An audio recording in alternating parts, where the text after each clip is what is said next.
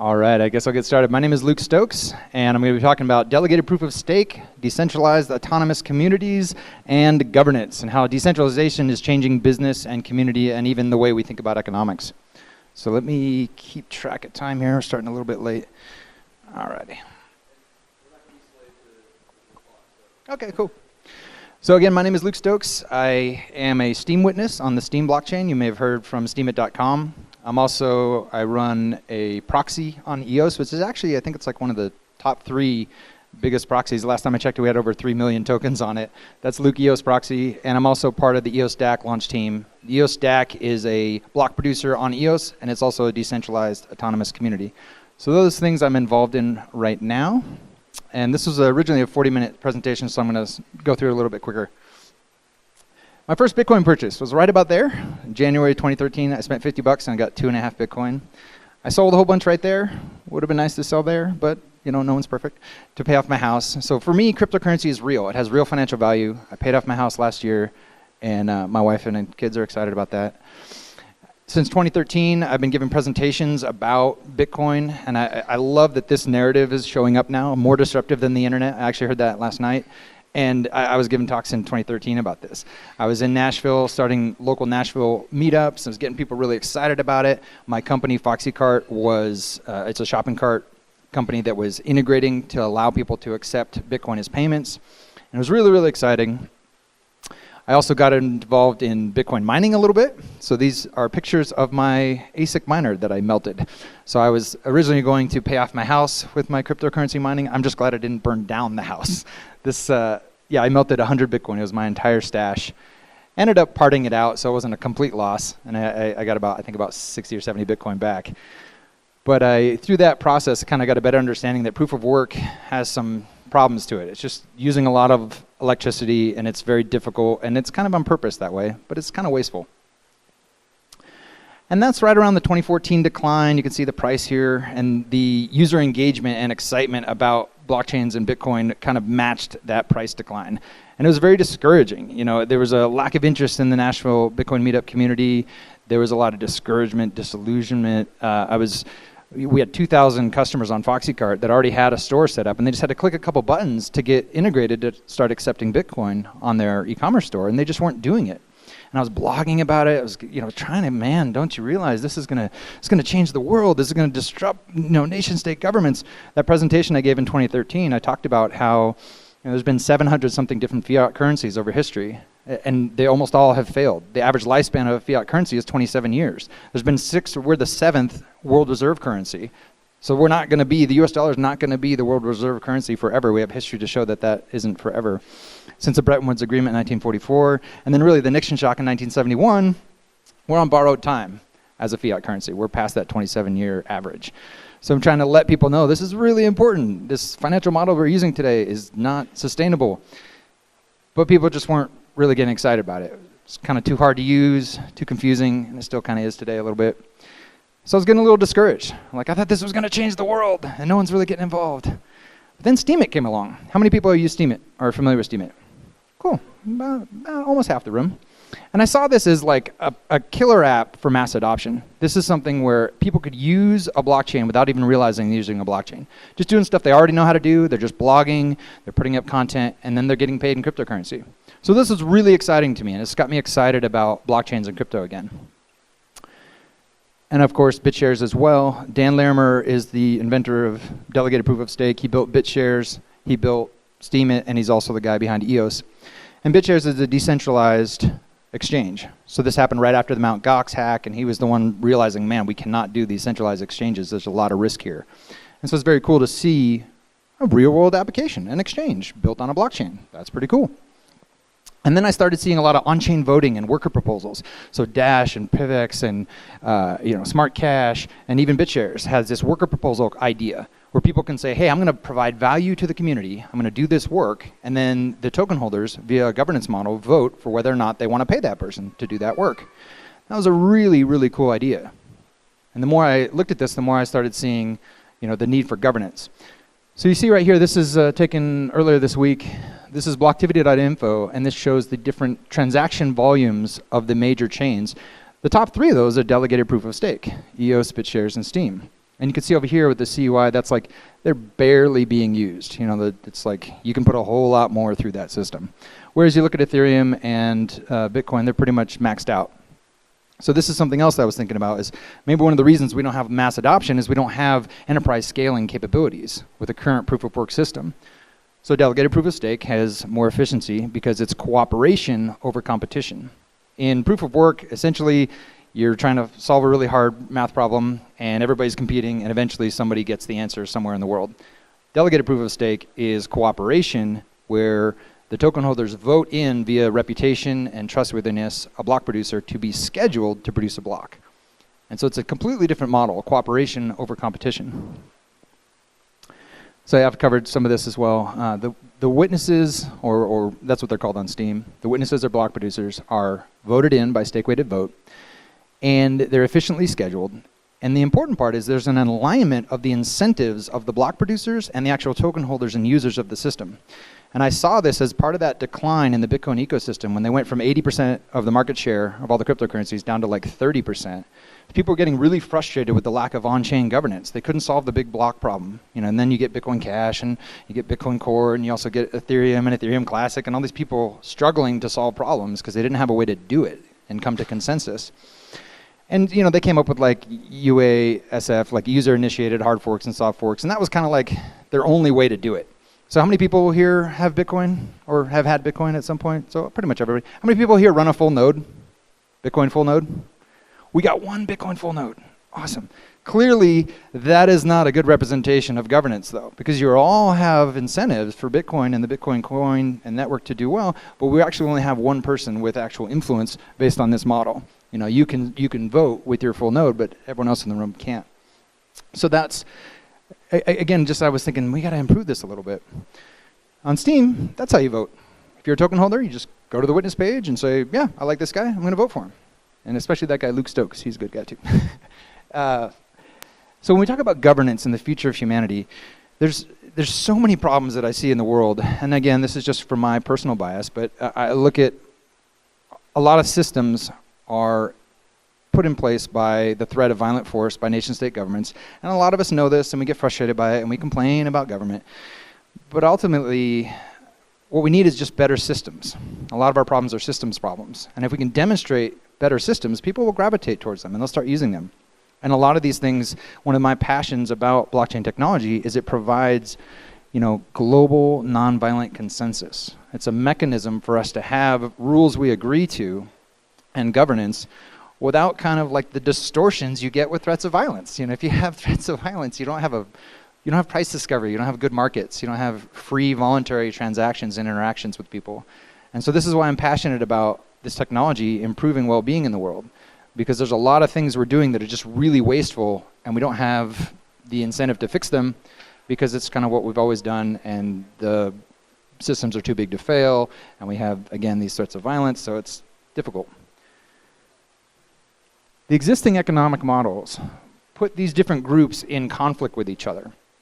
So if you are an owner, you want to maximize profit. You don't really care about your customer, and you want to pay your employees as little as you can. If you're an employee, you want to do the least amount of work possible, and you want to get paid the most amount of money. And if you're a customer, you don't want to pay much at all, but you want to maximize the value you're extracting from this company. These lines are completely in conflict with each other, and this is a problem for efficiency. It's based on this approach, I think, is a much, much better approach. When we tokenize whatever system, whatever it is we're providing, tokenomics is a word that's being more and more popular here, where everyone is an employee, an owner, and a customer as a token holder. And what I mean by that is, and you could see this in some of the examples I gave earlier with these opportunities for individuals to go and provide value. If I'm a token holder and I'm using it as a utility token and I'm using the service provided, and then I see a problem, I say, oh man, that's a problem, but I'm a programmer, I can fix that. So I go submit a worker proposal, I get paid, and I go fix it. I'm an employee. And then all of a sudden, I fix something really important, and the entire value of the ecosystem goes up, and as an owner, as a token holder, as an investor, now I increase my value. And this incredible synergy where everybody's working together, and there's not this conflict, there's this coordination instead, where people are saying, hey, how about we all work together to increase the value of our token, to have a better service that works better, and to get paid, to have a job. So pretty cool stuff. But it also changes the way we think about jobs even. in terms of it won't be like, you're committed to this for 10 years and you don't like your job, you don't like your boss, and you're just there to get a paycheck. But instead, you're jumping in and out of worker proposals for different projects that you believe in, that you think is going to improve the world, that you're proud to wake up and be engaged with on a Monday morning. So I'm pretty excited about this. But again, it brings back the concept of governments. Who's in control? Who makes the decisions? And how are those decisions ratified? And this is where we enter the DAC, the Decentralized Autonomous Community. With the DAC, I look at this as the future of human governance, where everybody gets to have skin in the game, everyone gets to have a mechanism for determining what the consensus of the community is. And this leads to competing service providers, which we don't have in a monopoly situation with traditional nation-state government setups. And we could talk about that more. I know you had a question in the back earlier. Voluntary contractual interactions without these threats of violence. We have economic freedom and transparency, and a lot of prosperity and trust with that. When you increase economic freedom, you increase a lot of prosperity. So I'm very, very excited about this. This is why I'm involved with eosDAC, is we are building open source tools to enable DACs, so anybody can be a DAC, can build a DAC. Hopefully in the future, just with a couple clicks of buttons, you can just launch your DAC. That's where we're going with this, and that's what we're trying to do. What's neat about this too, from an entrepreneurial perspective, sometimes you want to build something, but you don't want to run, to build the one thing you're really passionate about, you need 3 other companies you have to build. Has anyone ever run into that as an entrepreneur? You're like, oh man, I need this company, and this company to do the thing I really care about. So what's cool about that is you can launch these things as DACs. You can take the idea, put it out there, create a token, do an airdrop, and say, hey guys, here's the thing. Who's going to build it? And the people that are passionate about it, they'll run to it and they build it. And now it's autonomously running. And now it's a service provider that you can pay that'll do the thing you want to do. But you don't have to, spend the next 5 years of your life focused on that when it's not even your passion. So it's a really cool idea. It creates freedom for entrepreneurs. And they can, have the shared ownership, responsibility, and purpose as they launch these different ideas.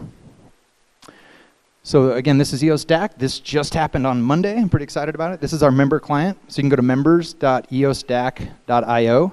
And if you have an eosDAC token, which if you're an EOS holder, you probably do, because we did an airdrop in April to all EOS holders. And you can go in and actually register as a member, and we require that you actually read the 20-page constitution, so it's an actual contract. It's not this kind of nebulous, loose agreement. You can actually read through what you're agreeing to. And then once you become a member of the DAC, you have the ability to vote for custodians. Those custodians every 7 days are voted in based on the token stake-weighted vote, and then they decide on the worker proposals of how the money of the DAC, the resources, are going to get paid out. And we actually do have resources. One of the few cryptocurrency projects that has revenue. Because we are block producers on the EOS mainnet, we get revenue in the form of EOS. And so we pay out our worker proposals in EOS. So this I'm really excited about. Please definitely check it out if you can. Again, it's members.eosDAC.io.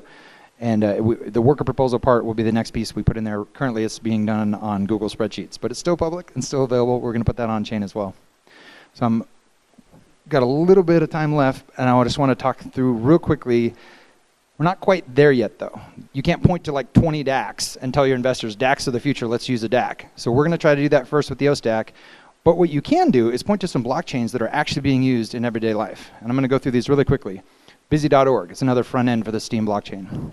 Steam Peak, another front end for the Steem blockchain. A lot of people think of Steem and they only think of steemit.com. DTube, this is a full YouTube clone on the Steem blockchain. Again, rewarding people with cryptocurrency for posting their videos like they already do. Vim TV is live streaming on the Steem blockchain. DSound, DMania, because internet loves their memes. Again, these people are being paid in cryptocurrency for doing things they already do, and it's run on a blockchain. You've got Open Table clone, Steepshot that's like Pinterest, Twitter clones, link sharing. Funditions is open source, crowdsourcing on a blockchain, so you can actually pay people with your Steem power vote. Pretty exciting stuff, Fundition.io. Utopian.io, it's very similar to Gitcoin in that this is paying open source developers. But instead of direct payments, they're actually getting paid through the token inflation of the Steem blockchain. So somebody votes up that idea and they're getting paid. So it's pretty exciting. Delegated proof of stake, 80% of the token inflation goes out to these types of projects as opposed to the block producers. And proof of work, all of it goes to the block producers because it's very, very expensive. Delegated proof of stake is very efficient, it's not expensive, so these rewards can go to other people. And this is one of my favorites, steemmonsters.com. These are actual cryptocurrency collectibles, so it's completely transparent. There's a full market now of people selling and trading these. Some of them are worth hundreds of dollars. which is kind of crazy. But again, this is a cool thing that people don't even realize they're using a blockchain. They can pay with credit card if they want to. It's just a cool collectibles game, and they haven't even launched all the game dynamics yet. But it's just another cool example of blockchains being used by everyday people who don't even realize they're using a blockchain. And it comes with all the transparency and wonderful stuff behind that. And then here's one on EOS that I've been playing with, EOS Nights. So this is going to happen on EOS as well. EOS is only 4 months old, and we're going to see all those same type of things on EOS as well. And you might ask, where does the money come from? I'm running out of time, so I can't go through all this. But Bitcoin Pizza, you guys familiar with that? 10,000 Bitcoins for a pizza. Now it's worth $66 million. 8 years later. If you can understand how that happens, you can start to understand the nature of financial value itself. It's basically a shared story. It's a delusion that we all tell ourselves. It's the same thing with fiat currency, same thing with Bitcoin, cryptocurrency. It's a shared network effect value that we create. This is a quote from Federal Reserve. I won't go through all of it, but basically it's admitting that fiat currency is just a shared story. And it's no different than anything else. People that gold, silver, again, just a shared story.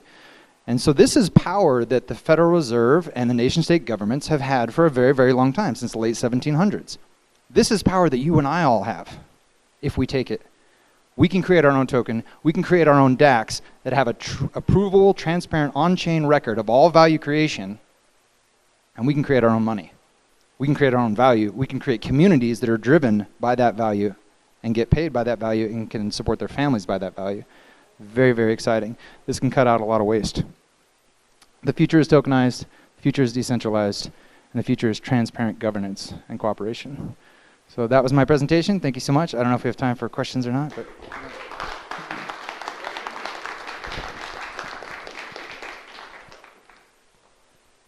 So I know that was a lot to cover really quickly. Chris has always got a question.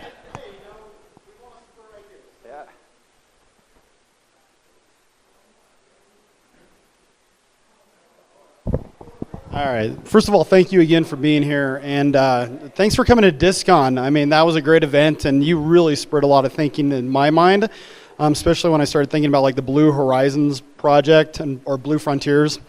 And so one of the questions that I have with DACs is that I see an evolution where everybody wants super decentralized autonomous organizations, but as those grow, as the communities grow, then you start getting back to having a need for centralization.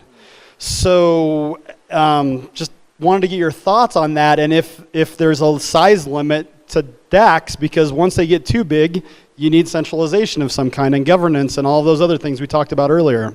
Yeah, that's a great question. Kevin touched on that a little bit in his talk about, we have a limit, Dunbar's number, 150 people, however you want to think about that, the number of people relationally that we can connect to get something done.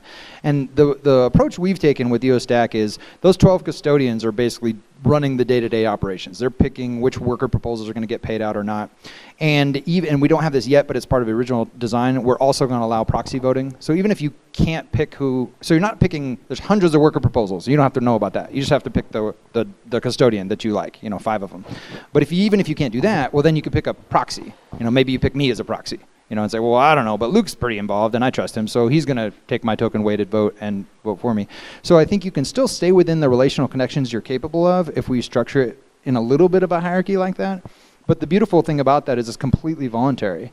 Like, I'm okay with hierarchies that are voluntary. I'm just not okay with hierarchies that are just backed by threats of violence. It's like you don't have a choice. There's not competing service providers. You get one. So it's a good point, though. As it grows and grows and grows, if it becomes too big, we're pretty narrow. We're DAC enabler. We're just going to enable DACs. We're going to be service provider for DACs.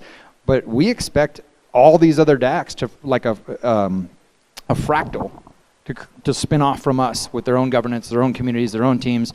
It shouldn't grow too big. It should continually reproduce itself. It should be a recapitulating pattern of reproduction.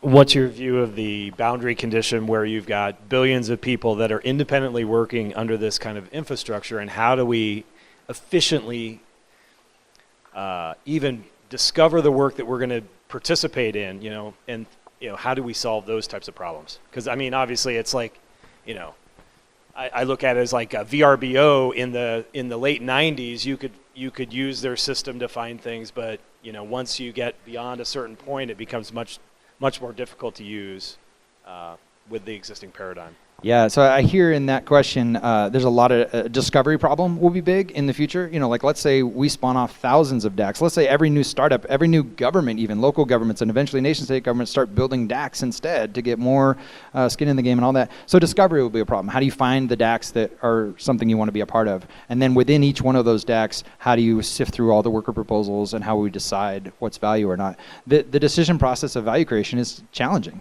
But I think people don't realize we've given that power over to others, and so they're telling us what that piece of paper with a dead person on it is actually worth in purchasing power, you know, that dollar. Really, that's something, if we take control over, we'll have a lot more freedom, autonomy. Hopefully people will want that more. Yeah. Yeah. But